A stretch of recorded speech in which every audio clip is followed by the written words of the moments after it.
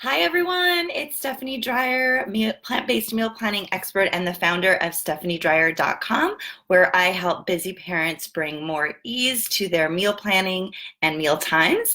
I am really excited to talk to you today about spring holiday meal planning. So I am the mom of three. I've got a 15, 13, and 10-year-old, and we are a mixed bunch. I'm vegan, my oldest is vegetarian, and then I've got three omnivores between the rest of my kids and my husband.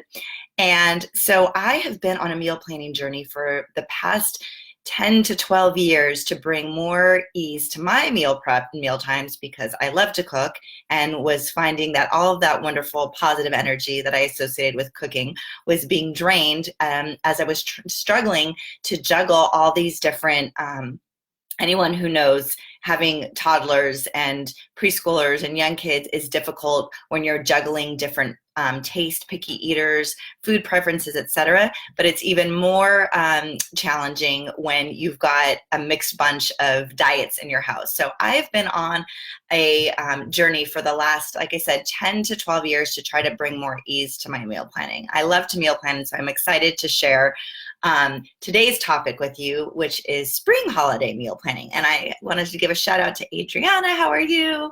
Thanks for joining.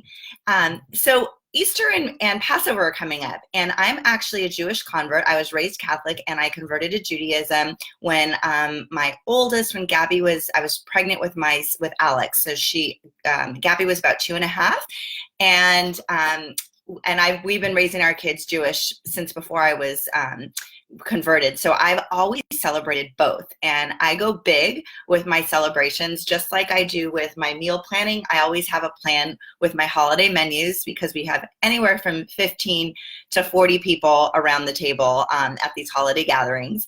So I wanted to talk to you about Passover and Easter because they're two of my favorite holidays. Passover is like Jewish Thanksgiving, in my opinion, and Easter has always been a huge deal.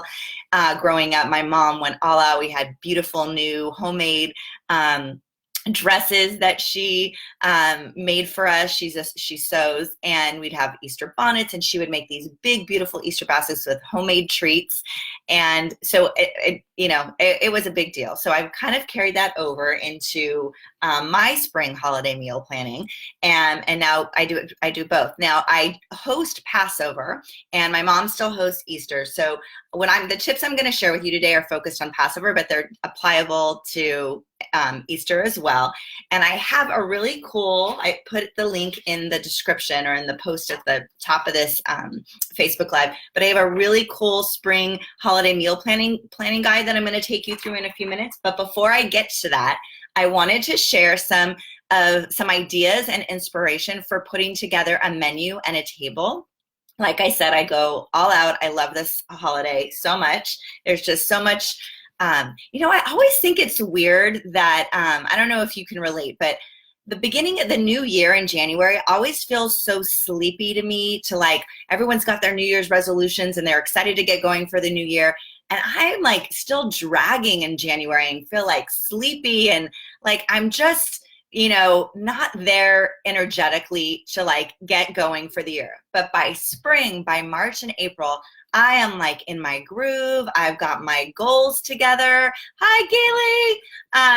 And I've got my goals together. And so it's just so great for me. Like Easter and Passover are kind of those beginning holiday celebrations, if you will, to kick off the year kind of for me. It just feels like, I guess it makes sense. Spring is all about rebirth and the growth of the new year and whatever. So maybe that's why I love it so much. I have no idea, but I do love it. So for menu inspiration, so I'm plant-based. So spring is a great opportunity to get all the vegetables, all the beautiful green vegetables that are out. And some of the things that I focus on, I like to have like a key ingredient or two that I bring throughout my themes in my menu. So I focus on, these are a couple of ingredients that I'll throw out to you, see if they resonate with you to incorporate. Asparagus. And I have a new salad coming out. Check out the website this week, an asparagus and chickpea salad that if you like asparagus would be a great addition to your spring holiday table. Fennel is another great, you can roast it, you can do it raw in salad. So fennel is another key ingredient that I like to focus on.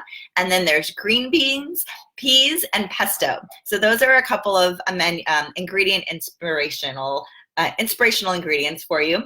And then I do a lot of crudités and dips. So there's some great dips. You know, dips are just fun. In Passover, we have what's called a Seder, and there's like a long ceremony you go through. And so I keep everybody kind of nourished and alive during that hour long, whatever you want to call it, Seder order to the celebration, by having like a selection of dips and crudité out, different vegetables. And so people can just kind of munch on that throughout.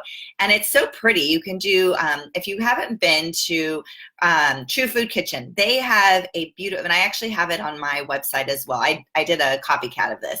They have a beautiful appetizer, and it's just crudité. It's vegetables and hummuses, different hummus dips.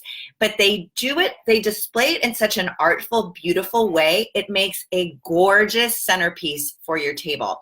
So I copycatted this. It is on my website. And I love it so much. It's easy. It's just vegetables and hummus. And you could even buy your own hummus. You don't have to make it from scratch. And you put this beautiful display, and it's like a built-in centerpiece. So that's another tip for you. Some other inspirational ideas for your menu. Chickpea crepes, again, with spring vegetables. Again, I'm plant-based, so I'm looking at plant-based alternatives for protein. Chickpeas and chickpea flour are great. I have a recipe for the chickpea crepes on my website if that interests you. Frittatas. Frittatas are fun. They're brunchy. They're light. You mix those with some salads, and you've got a beautiful, easy, light menu there as well.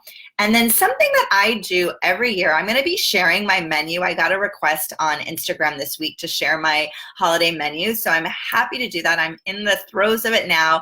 I was actually up like really late last night trying to go, because I love it. I was going through all of my recipes and inspirational things that I've pinned. That for me, that's where I look. I look at Pinterest boards. I look at other Instagram feeds, and then I pull out my favorite cookbook. So those are the three places I look to. And so I've been going through all that.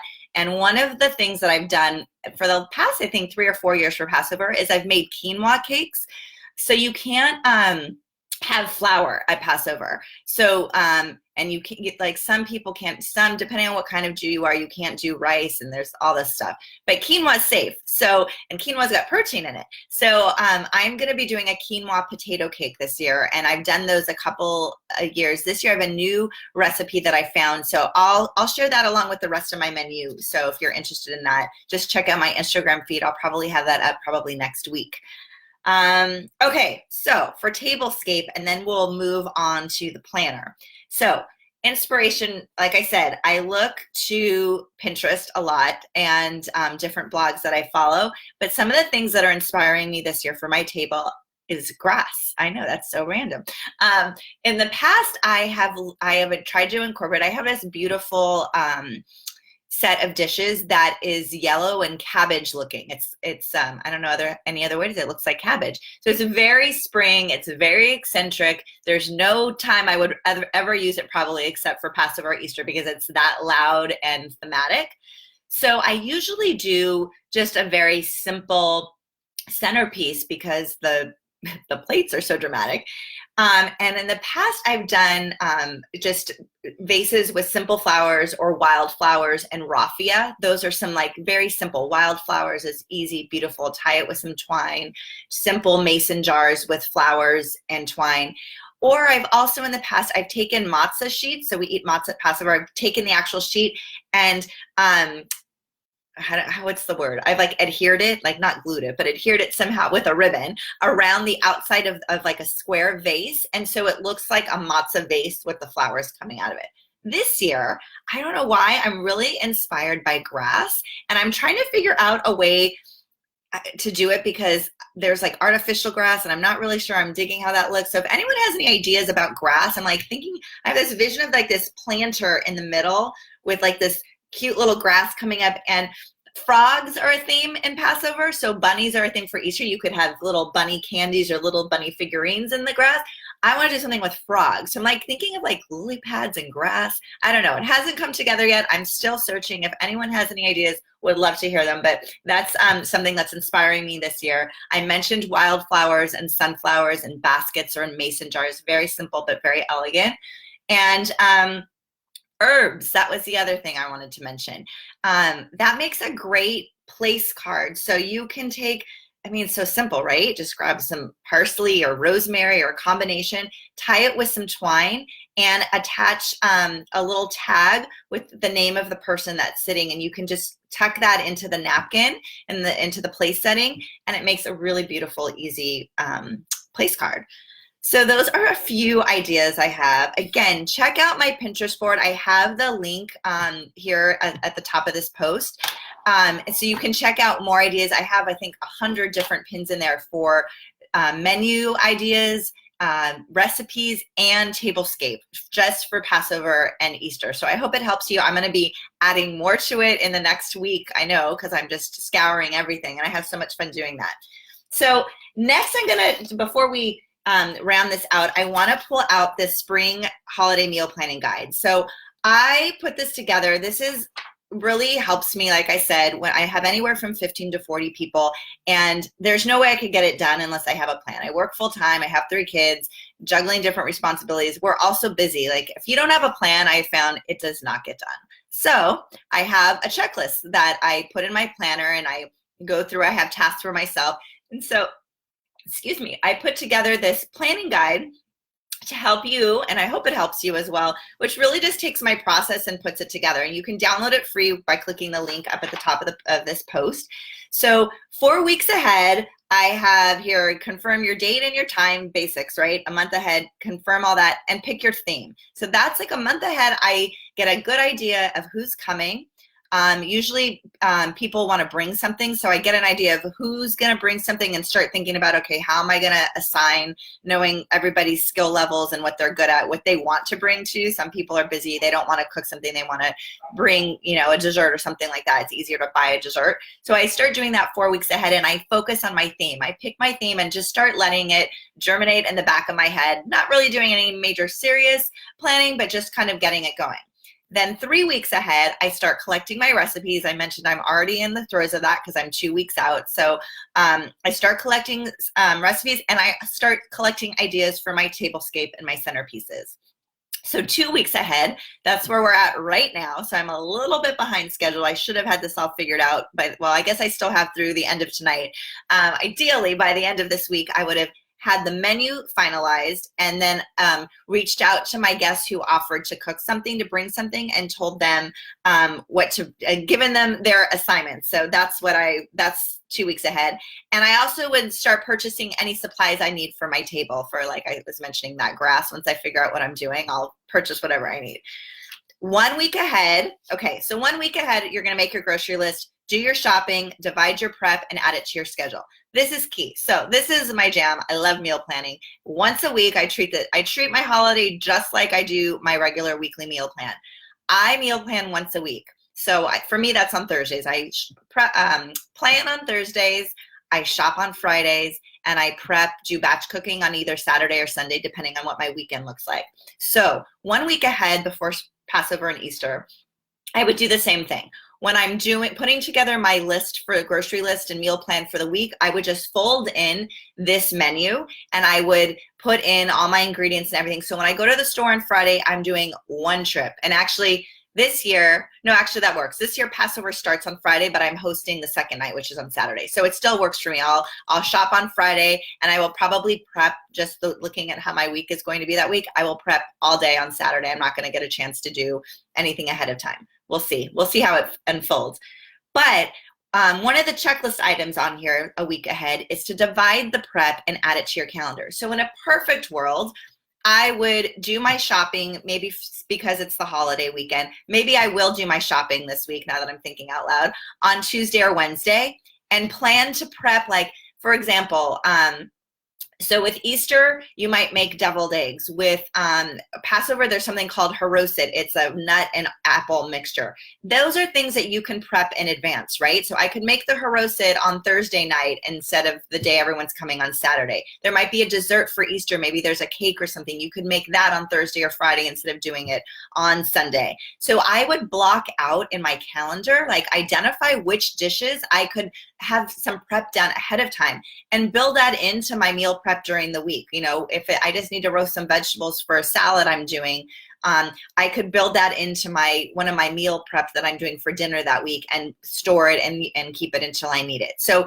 look at your calendar, look at your dishes and see where you can give yourself some help during the week leading up to the holiday. So you're not bombarded all on Saturday like I'm saying I'm going to do. Hopefully I'm going to take my advice and actually plan it out. I'm just not sure how the week's not looking so good right now when I look at that week. I've got like a big launch with my work and stuff, so I'm not sure how it's all going to pan out, but ideally that's how I would do it.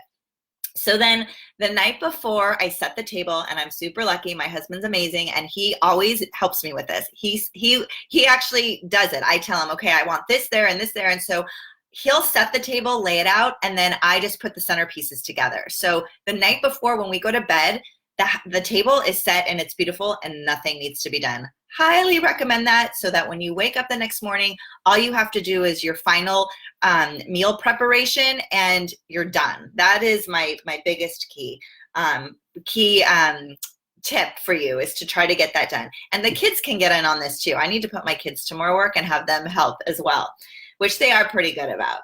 Also, if you're going to do any favors or Easter baskets, I always do little Passover bags for the kids. I do those the night before too. And actually in the past, because the table usually takes me quite a bit, I'll actually do the bags like on a Thursday night, and then I would do the table on Friday night, just to like, you want it to be fun, right? You're entertaining, but you don't want it to be overwhelming. So I try to really savor the joy in each of these tasks and have fun with it. So it's like I schedule it into my calendar. I have fun. It's like, ooh, I get to do this tonight, and I'll pour myself a glass of wine, put out the baggies, put it together, and it's like fun, it's easy, and it's all part of the joy of the celebration. That's like my one giveaway that I want everyone to take away from today, is like try not to make it feel overwhelming. Like the whole point of these celebrations is to be joyful. So if we're getting stressed out with all the planning, we're kind of defeating the purpose. So hopefully this meal planning guide will help you break it down so that it's easy and carefree. The last checklist item on here is the day of. I have it, broken out in the different 4 weeks ahead, 3 weeks ahead, etc. So the day of, I have prepare the meal, and then most importantly, take pictures. I am so bad at remembering to take pictures. And my husband's always like, did you take a picture? Did you take a picture? I'm like, no, I don't have time. I don't have time.